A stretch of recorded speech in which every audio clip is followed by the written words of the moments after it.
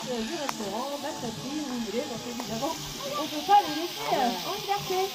Allez, intéressons-nous à votre village évident. Les Milans noirs sont des rapaces opportunistes également. Bon, ils sont un peu moins vilains que le faucon caracara. Les Milans noirs, on les voit chez nous à la belle saison. Ils sont là au printemps et en été pour se reproduire, et l'hiver ils repartent en Afrique. Alors regardez bien leur silhouette en vol, qui vous permettre de les distinguer de la buse. Vous savez, la buse, c'est ce beau rapace qu'on voit tout le temps partout le long des routes. Elle aime bien se poser sur les poteaux de clôture ou de téléphone. Et bien en vol, la buse, elle a une queue arrondie en forme d'éventail, alors que le Milan noir, il est assez facile à reconnaître avec sa queue fourchue. On ne peut pas se tromper. Dès qu'on voit un rapace avec queue fourchue, c'est forcément un Milan. Alors parmi les Milans qu'on vous présente, on en a 4 vieux, on va dire. Notre amie Ginette qui est là, Magnum ici, Roquette et Bazouk qui sont là-haut. Et puis il y a 3 nouveaux. Vous les distinguerez avec l'émetteur qu'on leur a fixé à la base de la queue. Ils viennent du parc de Tourdieu dans la Loire. Et ils font les spectacles depuis une dizaine de jours à peu près. Et les petits nouveaux, on leur met un émetteur. Cette sorte d'antenne va nous permettre de les localiser si toutefois ils s'égarent. Alors le Milan, vous le voyez, il est très bien capable d'attraper des proies en vol, c'est ce qu'ils font depuis tout à l'heure. Ils peuvent aussi pêcher un poisson mort ou malade qui flotte à la surface de l'eau. Et enfin, les Milans, on les voit aussi très souvent le long des grandes routes. Ils vont chercher des petits cadavres d'animaux, les hérissons, les petits lapins percutés par les voitures. Voilà, allez, on les laisse. Les Milans, peut-être vont-ils monter un petit peu, on va voir, ce sont eux qui décident. Dans ce cas-là, on leur fera faire de jolis piquets. Et je vais me cacher parmi vous pour accueillir la suite des oiseaux tous au perché, comme nos grues qui nous accompagnent depuis tout à l'heure. Ce sont des échassiers qui vont nous rejoindre, dont atteste d'ailleurs notre grue couronnée. Je vous laisse apprécier l'arrivée.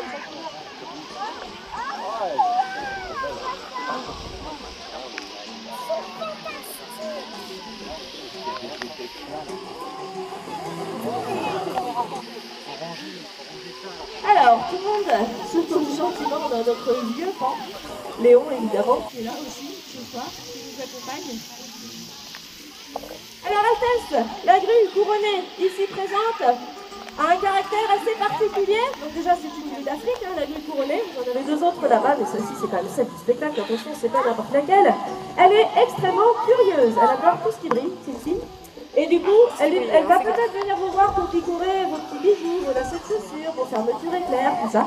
Mais elle fait ça du bout du bec parce qu'elle n'a pas de main. Donc du coup, si elle vient vous voir de près et que ça vous intimide, vous nous appelez, on vous la poussera un petit peu, mais sinon vous pouvez vous laisser faire, elle est extrêmement adorable. Il n'y a rien à craindre avec elle. Voilà pour Altesse. Alors Altesse, comme toutes les grues, de manière générale, elles vont retourner la terre. C'est pour ça qu'ici, vous avez vu, on a plein d'endroits où la pelouse est retournée. Elles vont manger les petites graines et les petits insectes qu'elles vont pouvoir trouver sous l'herbe. Avec notre superbe grue Altesse, nous avons d'autres oiseaux et on va s'intéresser à leur bec. Peut-être connaissez-vous les grands oiseaux blancs qui sont ici avec un bec tout plat. Ça vous parle? Un bec en forme d'ustensile de cuisine. Les spatules, ce sont nos spatules blanches d'Afrique qui sont ici. Avec elles, les petits oiseaux qui ont un bec cette fois très long, plutôt comme des baguettes chinoises. C'est quoi ça? Des ibis. On vous présente des ibis rouges, pour ceux qui sont tout rouges bien sûr. Celui-là sur ma main, il a eu un petit problème à l'impression, il n'y avait plus d'encre dans la cartouche. Non, c'est un jeune, celui-là c'est un juvénile. Les ibis rouges, ils ne naissent pas rouges, ils sont tout gris. Sinon ils se feraient manger par les prédateurs et ils mettent à peu près 2 à 3 ans avant de devenir tout rouges. Donc les 2 petits rouges et gris que nous avons là, ils sont nés l'année dernière. On a également notre ibis blanc, Michel, qui est là. C'est pas qu'il est albinos celui-ci, c'est vraiment l'espèce à part entière. Ibis blanc, ça existe. Il a de très jolis yeux bleus d'ailleurs. Et puis il y en a des petits tout noirs qui pour le coup ne sont pas des ibis noirs, ce serait beaucoup trop facile. Vous avez les ridgeway qui sont un peu dodus, qui ressemblent à des kiwis qu'on retrouve en Afrique. Et le fancinelle, qui est un ibis breton. On le voit dans nos régions, sur le bord, sur la côte en fait. Alors, ibis et spatules, on leur met un petit peu de croquettes dans l'eau, dont Altesse raffole aussi, pour vous montrer comment ils utilisent les becs dont on a parlé pour se nourrir. En fait, eux, c'est un tâton qu'ils vont trouver leur nourriture. Ils cherchent les poissons, les crustacés dans la base, donc du coup, ils ne les voient pas. Ils cherchent du bout du bec, au toucher, les petites proies, et le bec est donc très sensible, ce qui fait que dès qu'ils sentent le moindre mouvement de la proie, hop, ils peuvent la gober. Pas de problème pour eux. Calme-toi, Altesse. Hop là.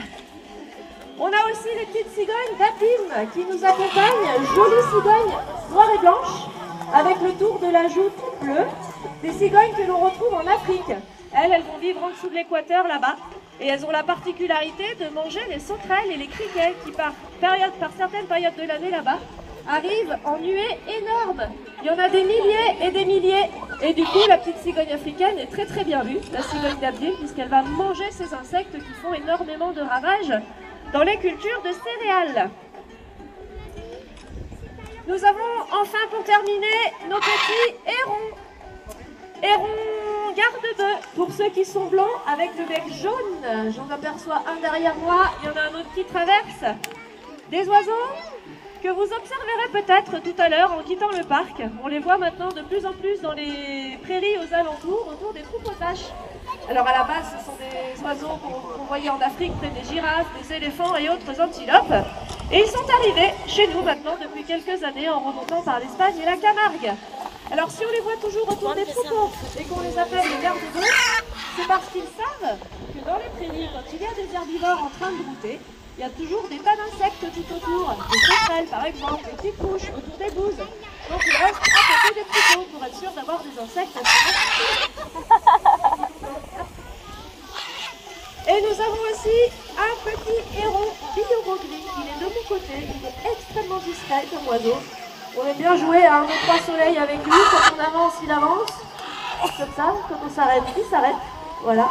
C'est un oiseau qui, dans la nature, est très furtif. En fait, il pêche au bord des rivières et des étangs. Et pour ce faire, il reste immobile. Il est capable d'attendre des heures qu'un poisson ou qu'une grenouille passe à portée de bec. C'est pour ça que même ici, dans le spectacle, il a un comportement extrêmement discret.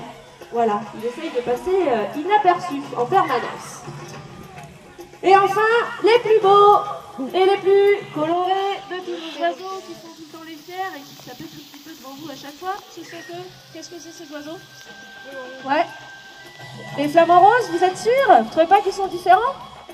En fait, ce ne sont pas des flamants roses. Il existe 6 espèces de flamands au monde et il n'y en a qu'un qu'on appelle en vrai flamant rose, celui de Camargue.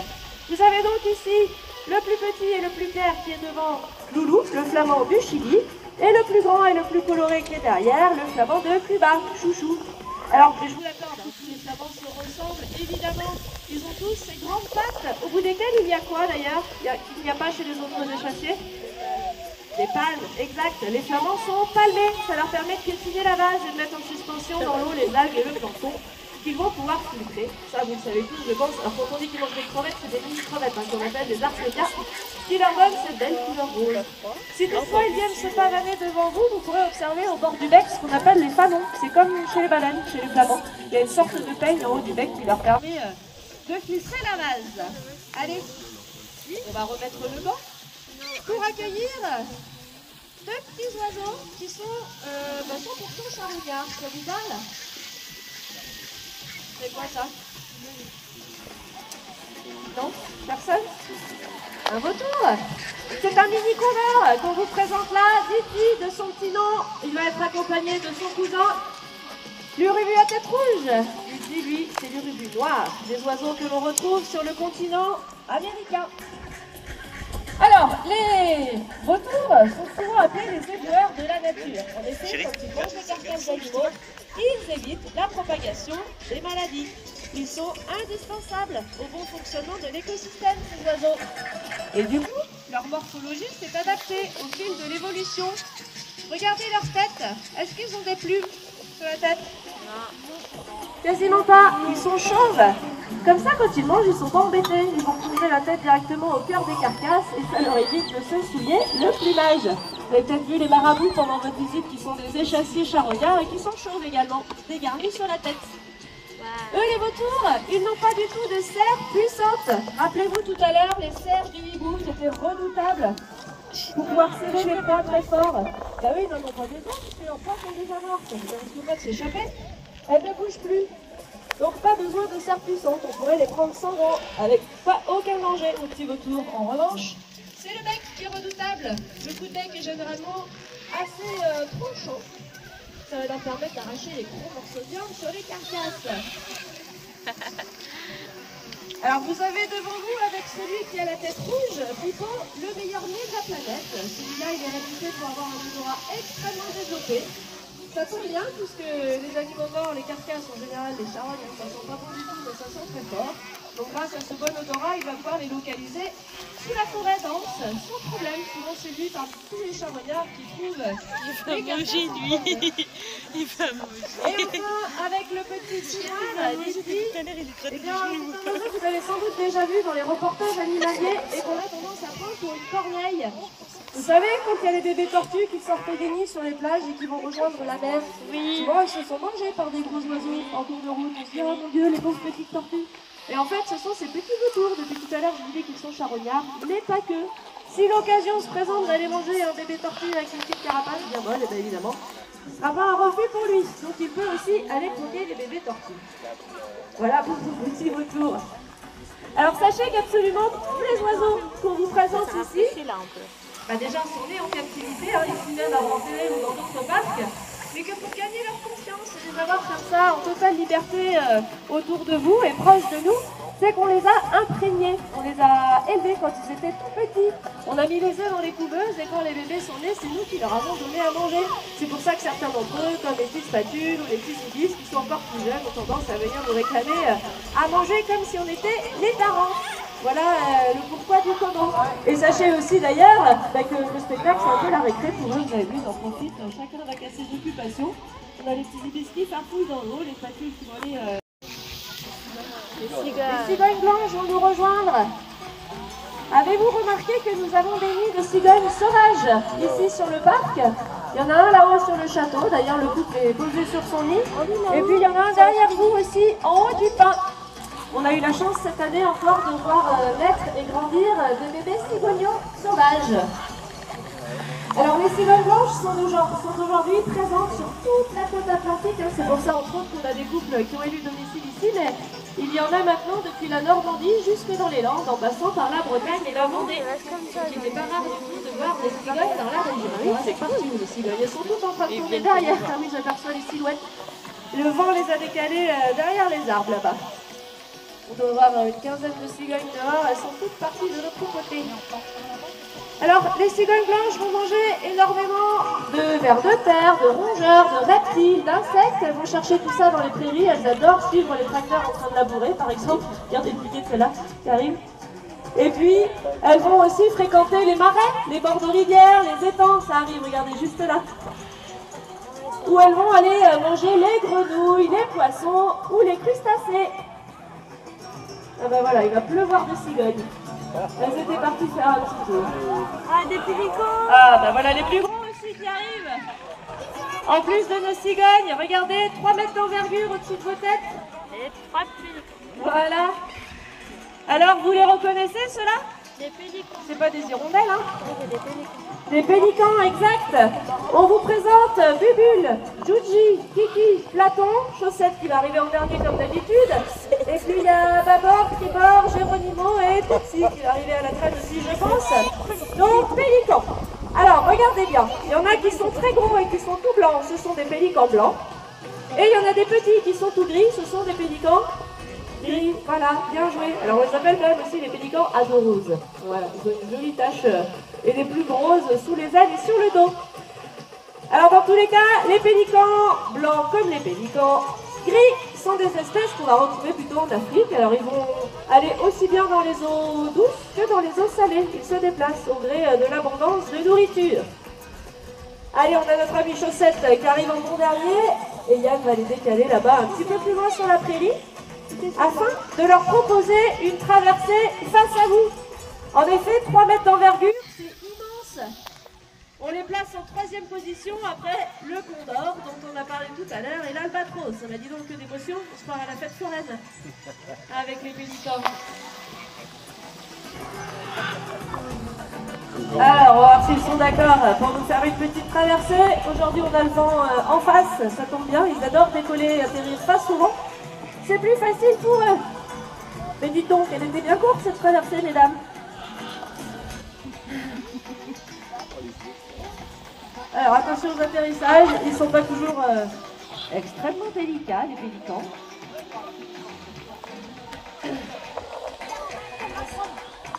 Ah, on a les flamands qui les rejoignent et qui peut-être eux aussi vont tenter un petit vol. On va voir. Allez, oui, petit vol de flamands en même temps. Et de la grue, Altesse. Bah dis donc, quelle motivation. Magnifique. Bon, chaussettes, c'est pas gagné. Hein. Vous voyez une enclume où on va faire repasser, ben voilà, c'est chaussettes. Ah si, quand même, il a décollé de quelques mètres. Bravo, chaussettes. Ben, dis donc, heureusement qu'il y avait du vent. Hein. Bon, les pélicans, j'imagine que vous avez une petite idée de ce qu'ils mangent. Des poissons. Non, personne quand même. Mais non, des Des poissons, bien sûr, ils sont piscivores, nos pélicans. À peu près 1 kg de poissons chacun par jour. Et là encore, on regarde la morphologie de l'oiseau pour avoir une idée de son régime alimentaire. Ils sont adaptés pour aller à la pêche. Les pattes déjà palmées, énormes pattes palmées qui leur permettent de se propulser quand ils ont besoin d'aller sur l'eau. On va leur proposer d'ailleurs dans un instant une petite baignade. Palme qui néanmoins leur donne cette démarche de canard. Hein. C'est pas très habile au sol. Et puis, bien évidemment, il y a la poche dont vous avez tous entendu parler, je suppose, sous le bec, qui est très très élastique. Hein. Elle fait un peu office d'épuisette, c'est le même principe. On dit qu'elle peut contenir jusqu'à une douzaine de litres d'eau, c'est tout doux.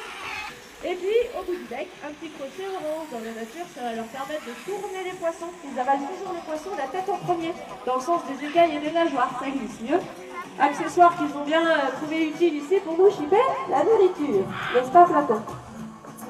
Allez, est-ce qu'ils veulent bien se baigner? Ah, Manu et Nina qui sont venus nous voir. Voilà. Alors, petite baignade pour nos amis les pélicans. Encore quelques acrobaties pour les Milans. Et je crois qu'on va terminer notre présentation d'oiseaux sur ce tableau avec tout ce petit monde parmi nous. On espère en tous les cas vous avoir fait passer un bon moment. On vous souhaite aussi bien sûr de passer une très bonne fin de journée sur le parc.